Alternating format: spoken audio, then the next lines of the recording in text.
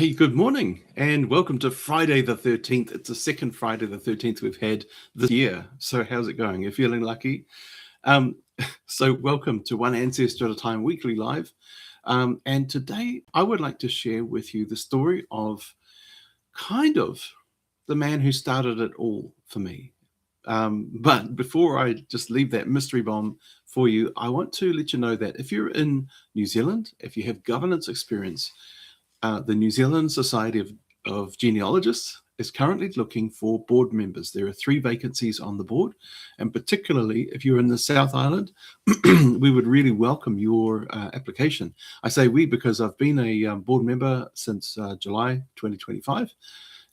It's a great board. It's a great organization. It's a very voluntary organization, so there are a lot of activities carried out by many people throughout Aotearoa, in conjunction with libraries, museums, etc., and also all of our local branches. But the NZSG main organisation is the umbrella of them all, gives support to them all and coordinates things, and it's a very interesting relationship. So yeah, if you have experience in governance and a love of genealogy, we would really welcome you. So details there at the New Zealand Society of Genealogists website, www.genealogy.org.nz.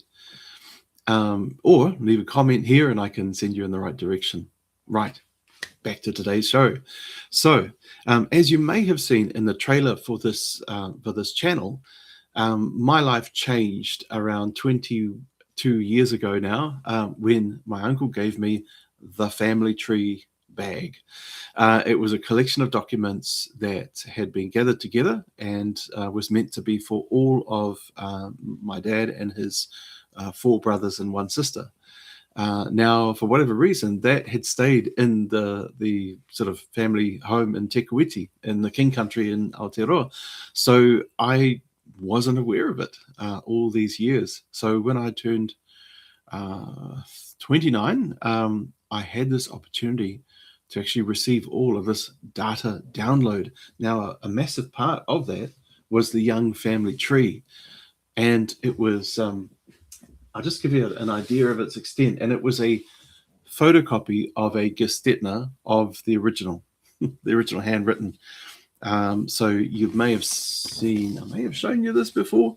It's hard to read. So let me just read it. The descent of Charles Lynd Lamont Young and his sister Elsie Jane Young from the blood royal of England and France, and from the Emperor Charlemagne by J. Kirkby. Very important, J. Kirkby. Also showing their descent from the Saxon and Scottish early kings, etc., etc. What I was later to find was that when you're related to one royal, you're related to, obviously, all of their predecessors, and there was a lot of cross marriage. There's a lot of political marriage. So it is a little bit like a buy one, get many free kind of deal. And it is also why often you will have, if you're related to royalty, which actually a lot of us are, you will have enemies in your bloodline, because meet on the battlefield and then later on meet in marriage. Not necessarily the same people, but the generations. And often marriages were done to seal the deal and say, look, we've finished being at war with each other. Let's have an alliance. When it's family, you have less of a likelihood to want to destroy the other side. So yeah, really fascinating. So this was prepared. And there's a lot of data. So there's this little stack of information. There's this, which is the royal pedigree from William the Conqueror. Massive details. I did some attempt at trying to piece it all together because I got it out of order. There's no page numbers here. So I tried to put like with like. This is the family Drought, which is an important Irish family in the story. Allardyce and Lynd. Allardyce is where we connect to the Scottish royal family. Charlemagne and his mates. Grey, the Grey family, which despite its drab sounding name is quite an important Scottish family. Kenneth I, King of Scotland, and so on. Stewards of Scotland. goodness me. The Grant family, again, small name, big family. Nixon, so it's an Irish family that I'm related to. Yes, the same one as the famous American president. Holland, who knows, might be related to Spider-Man. And of course, Young, with the arms of Young, which is the Young of Lenny. Anyway, that's a whole different podcast. Right, so J. Kirkby, who was he? So this document was prepared around 1895, and let me give you a bit of context. So you may have already seen the story of my great-grandfather, Charles Young. He was a commander in World War I, and he was his ship was sunk in the Dardanelles, the HMS Irresistible, and it's because of his injury that my grandfather had the chance to come and study and live in New Zealand. That's one of the reasons why I'm a New Zealander.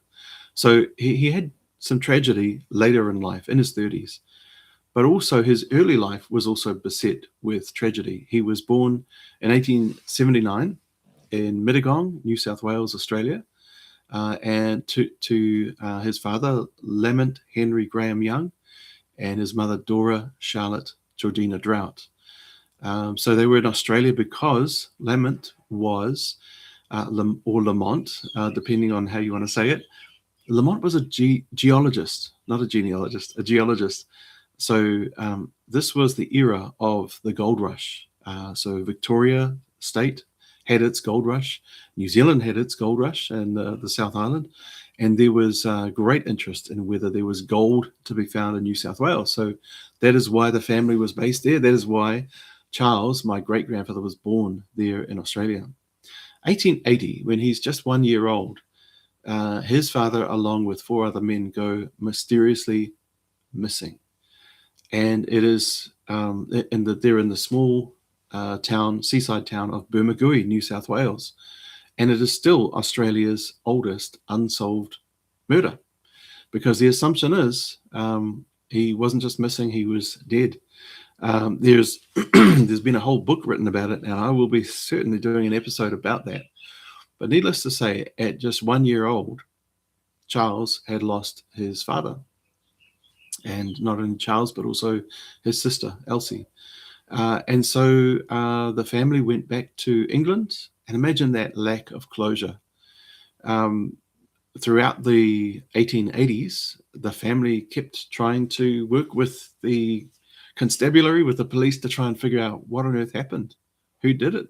And there was a lot of obstruction, there was a lot of incompetence, and there's some really interesting theories that I'll be really eager to explore in future episode.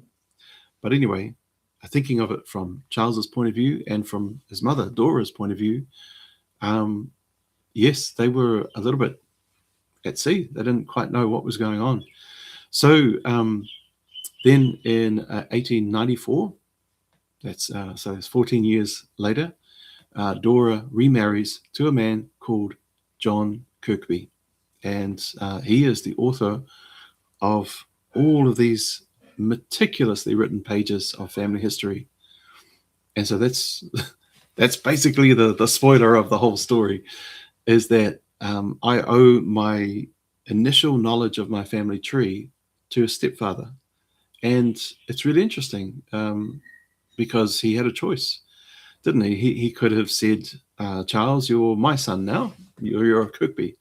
And yet, when I look at the timings, Charles had already actually gone to join the Navy at the age of 13 or 14. So perhaps, there was less of that. There was more of a sense of you're an adult now. But I really love that he used his knowledge of heraldry, that's the coat of arms and that sort of thing, and genealogy and history to create this document, which then would bring so much joy to me 110 years later when I received it. So absolutely amazing. And we have no photo of John Kirkby, so I'm not sure what he looked like. But when I visited the family in the UK last year, there were a few mementos that I still have to sort through. But there was this, you can see how tiny this is. This is a little booklet. It's actually a diary. It's even got, I didn't realize this, there's a little pocket inside. Goodness me. Oh, very good. HMS hood. And you know what this is? This is a kind of in St. Mawes, Cornwall. These are like stamps, not exactly stamps, but they're little keepsakes. So I start to know something. I start to notice something about John Kirkby. I'm not sure if this will show up on the camera at all. There we go. Here's the signature, written in pencil on black, but I can still see it because it shines. So what is this? This is Charles Lettuce's Sixpenny Tuck Diary and Notebook for 1903, containing a £500 accident insurance coupon. So it's basically an advertorial, or not an advertorial, that's an editorial. It's basically an advertisement that is also something that you can use every single day, which is very, very clever. So we've got a reminder of postal rates. We've got key dates in the year of 1903. It's really funny how good condition this is. This doesn't feel like something that is more than 100 years old. We've got, all sorts of reminders of what happens. This is printed. And then we have handwritten personal memoranda. This is where I get a bit of an insight into John Kirkby, and particularly that I think he is, in today's parlance, on the spectrum. And then the nature of a spectrum is that we're all on the spectrum somewhere. But he shows tendencies of what we might call autistic, or just extremely detail-oriented, because personal memoranda, season ticket, haven't one. Watch number, don't own one. Stores, ticket number, never go to stores. So he didn't need to write these pieces of information down, and yet he did. Key label number, no label. Telephone number, no telephone. Telegraphic address, none. All of this is just okay. But I do know that his size in gloves was 7 3/4, in boots 8, size in collars 15.5, and hats 6'3". I'm not sure what that is. Weight is crossed out. Interestingly, I shouldn't blame him. So anyway, around this time, Mr. Kirkby would have been in his 60s. He was born around 1856 or 1857. So this is 1903. Yes. And so we have, it's none of it's particularly interesting. None of it's particularly easy to read. This is a very small book, and handwriting is very small, but I did take the liberty of blowing some of it up in the hope that it may be of some interest. Because that's the thing. The things that we deal with in our day-to-day life are not that interesting. They're interesting to us because they're relevant to the thing we're doing right now. But as remarkable? No, they're not remarkable. Everybody's got an iPhone, or everybody's got, well, that's the thing. Most of us have got everything on our phone these days. But in 1903, so many people would have had a diary or a notebook, that sort of thing. But from this distance, it's really interesting to watch. So here's the writing. He really loved to go to church at 11. Quite hard to read the writing, and nothing particularly earth-shattering, but it is a memoir of a life. Yes. In house all day on the 16th of January there. Not very well. Very cold. Cold weather again on the 17th. He did tend to play chess a lot with Major Bolton. There we go. Major Bolton came for chess and some games. So I'm guessing that Mr. Kirkby is retired by this stage, because there's a lot of activity actually for a retired person, but there's no work necessarily included. So I can see that there was a really active mind put to great use. And what I wanted to say in this episode was not only, hey, look at this man, John Kirkby, but also let us notice the stepfathers and the stepmothers who made an effort to retain the connection. These are very special people. That is such an act of love. And I personally am very grateful.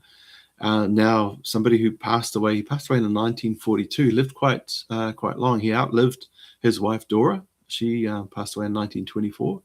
It seems that he remarried. And all of this I know through Ancestry.com and Find My Past, and also Family Search. So it's combining your sources and making sure that you view the original documents, because John Kirkby is not that uncommon of a name, and so making sure that you're verifying you have the right person. That's good genealogical practice.